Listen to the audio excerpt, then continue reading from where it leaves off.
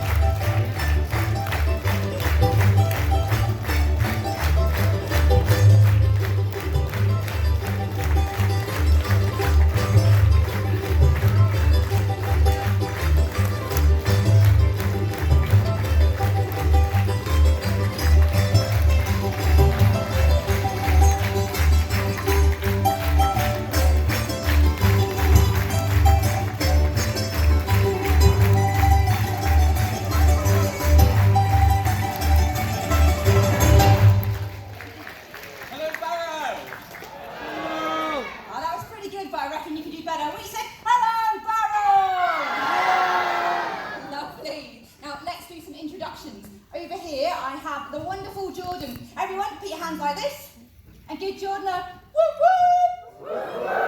Nice. And next to me, I have Charlotte. So everybody, one hand in the air, give it a wave and say, hello, Charlotte. Hello, everyone. Lovely to see and hear you today. Now, we work for the Science Museum, which was originally founded in 1857 as part of the South Kensington Museum in London by Queen Victoria's husband, Prince Albert. Which is 167 years ago. It's a big lively place full of amazing things to do. From freeze-dried, genetically modified mice to our very own V2 rocket. And sometimes you can actually touch things. And do your own experiments. And even see a piece of the moon. Yes, there are loads of amazing things to see and do at the Science Museum. During today's show, we are going to be using our scientific thinking skills to make predictions, watch what happens, and then draw conclusions. We'll be showing you some of our favourite parts of the museum, and we may even need some of you to come up here on stage and give us a hand.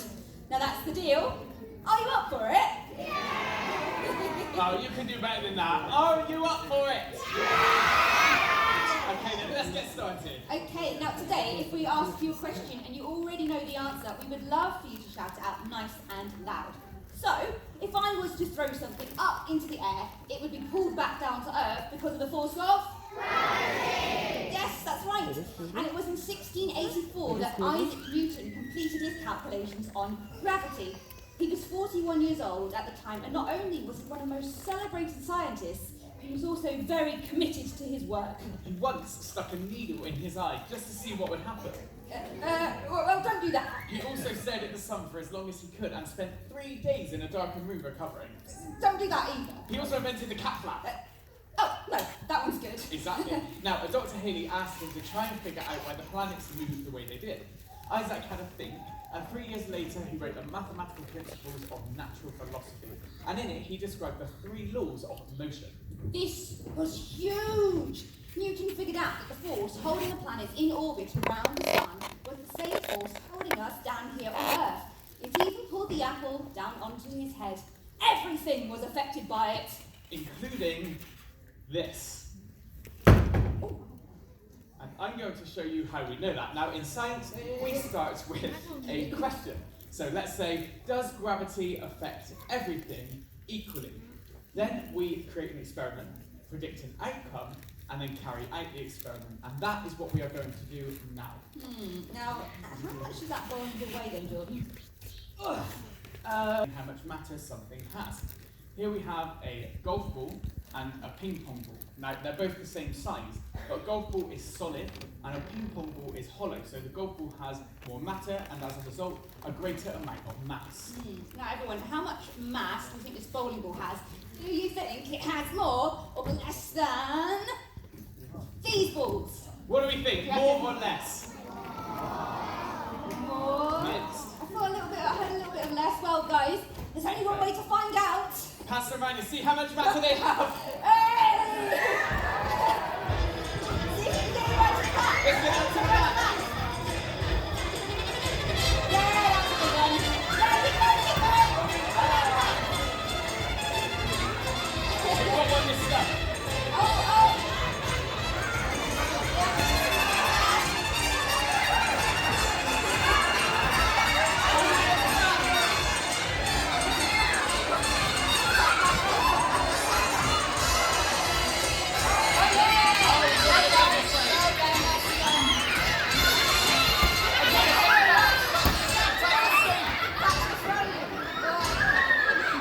Back over this way.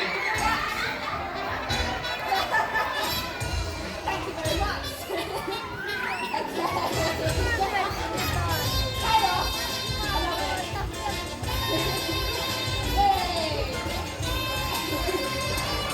Okay, so that was fun.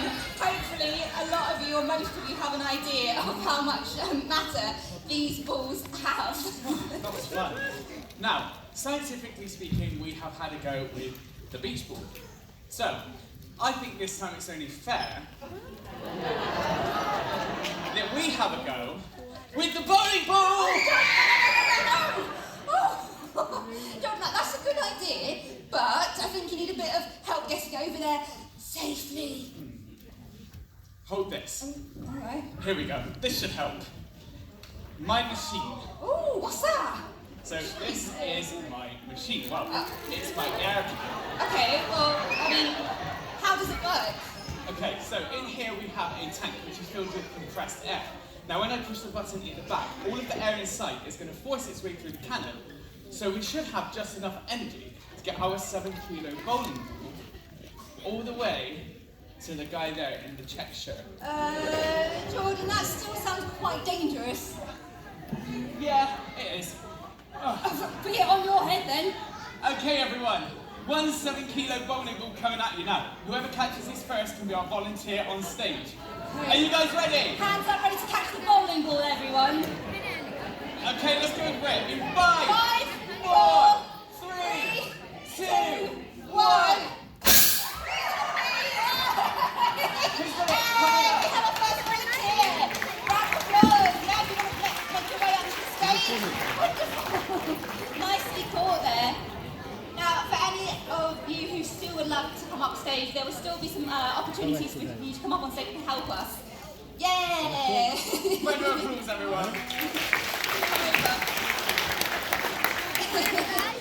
Now, what's your name? Matty. Matty? Yeah. Hey, Matty. And how old are you? I'm 12. 12. Did you forget for a second? I do that all the time. Now, who are you with here today? My mum. Lovely. Now, good catching. Okay, Matty, can you please drop the ball on the stage for us? Yeah. Is there something different about the ball? Yeah, it's a foam ball. It's a foam ball, yeah, so it's lighter. It's lighter. It's less dense. If you look in here, you'll see loads and loads of dots. That's air pockets. Wonderful. There we go. Do you know what? I'm just going to give you the microphone. We don't need to do anything more. So yeah, we changed that big heavy bowling ball for this lighter ball. So why do you reckon we did that? Because if it were to go out there, it would move fast, and that would kind of merge with the weight and do more damage than just throwing it, and it would still do too much damage. Exactly, it would be. It would still hurt. Exactly, Yes. it would hurt. Exactly, because if we had enough energy in our 7-kilo bowling ball to get all the way to your seat then Matty, it actually would have killed you. And as fun as that sounds. Yeah, the show didn't advertise live experiments, explosions and death, did it, Matty? I don't think Matty would want to see that either. Nah. Yeah, so as I said, we swapped it for a good reason. Now, would you be able to give us a hand with a little bit of a demonstration? He's showing us his basketball skills. I want to test your running skills though, Matty. So if you could, keep hold of that one, and Jordan, if you take this one, and Matty, could you run around Jordan for me in a circle, please? Fabulous. Now, the big ball represents the sun, and the smaller ball that Matty has represents the earth. The Earth is held in orbit due to the gravitational attraction between the Sun and the Earth. You can stop now, Matthew. Thank you very much for your help. And to give you a little bit of a keepsake of today, we have a Science Museum magnet for you to take home with you as a souvenir, and to say thank you for coming up here and helping us. Everyone, a round of applause for Matthew. Very much applause as well. Scientists. Trainers as well. We need to get some of those. Okay, now weight is the force of gravity pulling on a mass. Okay, but what does that actually mean? Well, for this, we will need some maths to help us demonstrate. You know what? I can do it. Let me have a maths. You can meet our maths called presenter Charlotte. Now, in science, we measure mass in newtons. And here on Earth, there are 10 newtons for every kilo. And newtons were named after Isaac? Exactly, yes. So, here I have my bathroom scales, which I have adapted to measure in newtons. So, I'm going to start by taking some information. Alright. So, can I just ask you your name? I am Charlotte and I am a presenter. And our planet. Everyone, what planet are we on? Thank you, yes, Earth. Okay, and what is your weight? Last time I checked it was, I think, 59.6 kilos. Okay, so if you could step on the scales, we will take the mass that is shot up by the force of gravity on planet Earth and measure it in newtons. And here we are, we have 596 newtons. Now, we need to remember that gravity is not the same everywhere, so let's try somewhere else. How about the moon? Now, the moon is a moon and not a planet, so we just need to change that. Okay. And it's actually a lot smaller than the Earth, it's less than a third the size, so gravity isn't as strong. So, on the moon, you would weigh 99 newtons, and that is the same as a very heavy cat. Perfect. Oh. You may grow, but I have just lost 497 newtons. No, your mass hasn't changed, it's just the force of gravity that's different. Okay, let's try something else. How about Mars? Now, is Mars a planet, a moon, or a star? A planet, yes, exactly. Yes, now Mars has less gravity than Earth, but more than the moon. So on Mars I would weigh 225 newtons. Which is the same as a 1950s TV set. Ooh, look at me channeling gravity. Oh, okay, let's try something else. How about the sun? Now, is the sun a planet, a moon, or a star?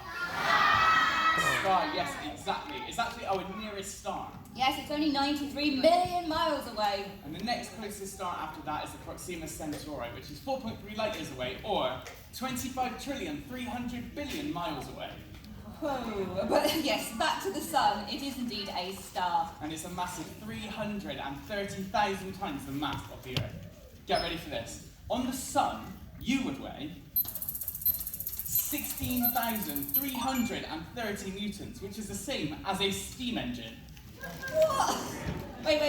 Let me get my head around this. So, I do not change at all, but I go to the sun, and suddenly I'm that heavy? From the moment you arrived in your spacecraft, the gravity is so strong, that is how much you would weigh. Although it's so hot, you'd be burnt to a crisp long before you got there, so don't go back on holiday just yet. Charming. But there's one other place worth checking out, and that is a neutron star. Oh, yes. Now, neutron stars were first hypothesised back in the 1930s, but the first neutron star that was actually discovered was back in 1967 by Jocelyn Bell Burnell, who spotted a weak repeating signal using a large radio telescope, and it's known as a pulsar. A neutron star is the remnant of a dead supermassive star. They're incredibly dense and spin really quickly. How quickly? Some do 100 spins per second. Would that make me any lighter? No. A neutron star's gravity is so strong that here on Earth, 1 teaspoonful would weigh 1 billion tons. Get ready for this. On a neutron star, you would weigh...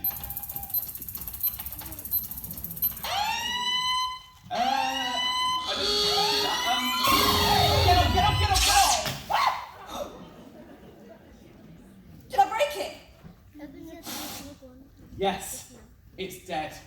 Couldn't handle the calculation, so we're never going to know what you weigh on a neutron star. Oops. But I can tell you that if it was our 7-kilo bowling ball, it would weigh 7 trillion newtons. Blimey! That is definitely loaded now.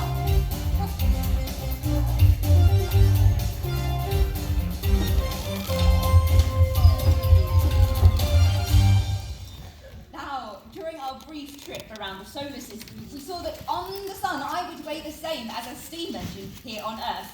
You can learn all about steam engines at the Science Museum. Yes, the first high-pressure stationary steam engine was invented by Richard Trevithick in 1799, and in 1804 we saw the first steam railway locomotive. But it was this man, James Watt, who made the steam engine a machine that was much cheaper to run, more reliable and much more efficient. This is a picture of James Watt's workshop, and he hid away in there for 14 years. In here, he invented a new method of measuring distance by telescope. He made improvements to the oil lamp. And this, a machine for copying sculptures. And the great news is, James Watt's workshop has been moved to the London Science Museum so you can see it for yourself. Just pop along. Yes, and you can check out some other amazing scientists in our engineers gallery, like mathematician Gladys West. Now, back in the 1970s, Gladys programmed a computer to produce an incredibly complex and accurate model shape of the Earth, accounted for tides, gravitation, and other distorting forces. It was her work that underpinned the development of GPS, the Global Positioning System. And Larissa Suzuki, a computer scientist who works in the field of AI. She has inspired many women to pursue a career in science, and has developed systems for smart cities, healthcare, robots, and is working on NASA's Jet Propulsion Laboratory to develop the interplanetary internet for communications across space. Chemists, engineers, physicists, and people just like all of us are all working away in places like this, sharing one single thought, that our planet, our world is like one big classroom there to be explored. Because with your hard work and scientific thinking skills, you all have the ability to make the future a better place for us all. So, ask yourself this question. What could you discover that makes this world a better place? Never be scared to think big, ignite your curiosity, and reveal the wonder inside all of you. Now then, sometimes inventors have to crack really big problems. They have to look at the fundamental laws of physics or chemistry and find out how to succeed in their ideas. One of the biggest problems for anyone interested in developing transport is friction. After all, the surface of a road slows a car down, and the air it runs into slows it down. It all affects how fast they go and how efficiently they run. But what is friction? Well, for this, we're going to head over to Charlotte's desk and we're going to bring it up on the screen. So, here I have two A4 books, one layered inside of the other. Now what I've done is I've put one page from book 1 down, then layered one page from book 2, book 1, book 2, all the way alternating until all of the pages are interlocked into each other. Down the spine of each book we have this metal bar, and attached to that we have a rope. Now some of you may have also spotted our elastic band here. Now this is just to control for the force of gravity so that the pages don't just flop open, because we're not putting gravity to the test. For this one, we're putting friction to the test. Okay, I think I know where we're going with this. We are going to need 2 volunteers each. So, if you'd like to come up on stage, give us a wave and make some noise now!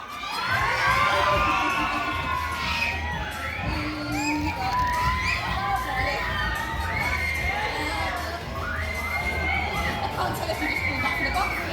Everyone's very quiet. Okay, I need one more person from this side. Who do we have? I'm going to move forward. Have you got your team now, Jordan? Let's have a round of applause for our volunteers, everyone. Fabulous! Okay, who have I got on my team? What's your name? Arthur, Hey Arthur, and how old are you? 7. 7, and who are you with here today? Can you see them? Hello, I'll give them a wave. Who are you with? My granny Lovely. and my sister, What's your sister's name? Isabel. Give her a shout. Shout out to Isabel. Lovely. And who have I got over here? What's your name? And Petra. What's your name? Petra. Hey, and how old are you? 4. 4. And who are you with here today? Mommy, and Autumn. Lovely, and I love your dress. I love your bell dress. Right, who have you got over here? Who have we got on my team? What's your name? Charlie Orfield, And how old are you? 12. 12. And who are you here with today? Mum, Dad, Daniels. There we go. Give them a wave, just up the top. And who else have we got? Amelia, And how old are you? 9. 9. And who are you here with today? My mum, my brother, and my dad. Just over there. Give them a wave.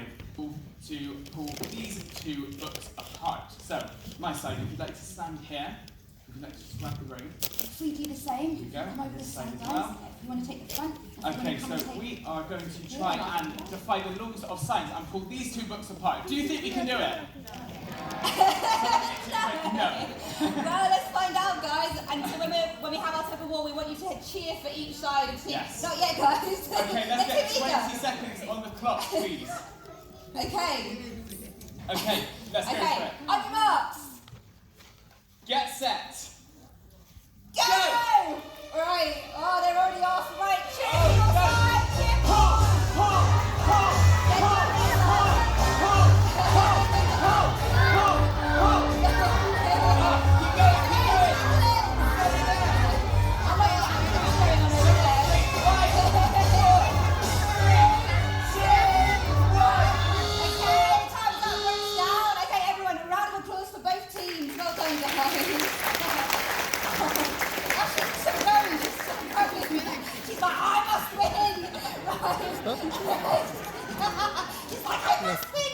I love the dedication, but we still didn't manage to pull the books apart, despite some wonderful techniques. I love the anchorage going on here. Yes. I love the kind of like, no, I won't move. But so, yeah, so we need to figure out why we were not successful to pull the books apart, because there's no sticky tape holding it together, there's no glue, nothing like that. Nothing but, who knows? Friction, yes, exactly. And to say thank you for both of you for coming here, up here, and giving us a hand. Really demonstrate the power of friction. We are going to do the same thing again, but this time we have the books which we have attached to our set. Yes, so those are just like the books that we use for our tug of war. Now the other end of those books are going to attach to me in this harness. I'm just going to clip in safely. Okay. Here we go. Oh, and here we have the lovely Ben here to help make sure that everything is safe. Everyone, say hello to Ben, give him a wave. Okay, right, let's get the ladder. Okay, so in a second, Charlotte is going to climb the ladder, Ben is going to attach her into the rope, and then hopefully she will step off the ladder, and the books will take her weight. Do we think this is going to happen? I'm kind of hoping she's going to fall on the floor, to be honest, but no. Okay, right, I think we're ready to go. Okay, let's go for it. Oh. 3, 2, 1. Right, don't miss for that. Right, now everyone, put your hands up if you have a printer at home or at school. Yeah, quite a lot of you, most of you in fact.